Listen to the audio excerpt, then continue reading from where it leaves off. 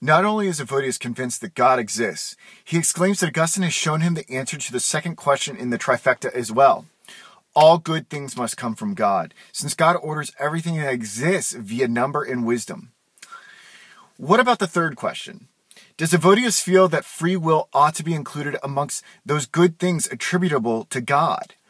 If Augustine can show that free will is a good thing, Evodius appears intellectually constrained to admit it into the realm of goods God is responsible for.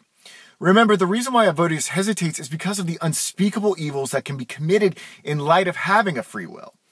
How can a free will be a good thing if it is a precondition for murder, torture, adultery, and so many other sins? Why couldn't God have made free will like the virtue of justice, which cannot be employed towards evil ends?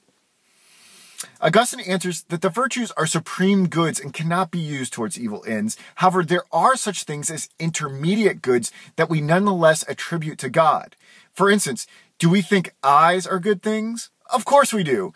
They allow us to learn, to see God in creation, to avoid pain, to demonstrate our authenticity to someone. However, they can be used towards evil ends. They can covet what they ought not to. They can lie and misdirect. They can communicate disgust. Do we say that God ought not to have given us eyes? Of course not. The same goes for the intermediate good of a free will.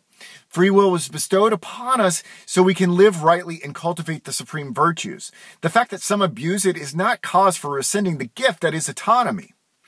Fine, we may think, but what about that which incentivizes us to turn away from God's unchangeable order, abandon virtue, and act sinfully? Is there not some intermediate good in that defection? And if so, couldn't that be traced back to God? Augustine says God encompasses everything with wisdom, order, and number. Should we choose the disordered and the unjust, we are turning away from God entirely and choosing nothing. Nothing is defined here as lacking all the formative qualities that God bestows upon good things and cannot be traced back to God, says Augustine. No wonder the characters in the never-ending story could give no description of the all-consuming and approaching nothing. Nothingness lacks the divine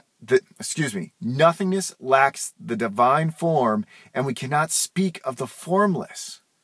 This is how Augustine closes Book 2. Is there anything we would like to evaluate in these chapters? First, I'd like to pick at this idea of the virtues being supreme goods. I think this generally holds, but I'm unsure if virtue can't be used towards an evil end. For instance, what about honor amongst thieves? This harkens back to Aristotle's Nicomachean Ethics. Can a band of thieves practice virtue towards one another in the process of doing something horrendous? Don't they have to treat each other fairly to execute their plan? I might need to rewatch Point Blank to get a more definitive answer on that. I don't think it ends too well for them. All right.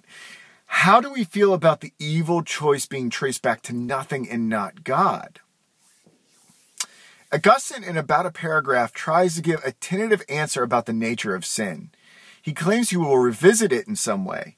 Maybe he will do it in the next book of this work or in another work altogether.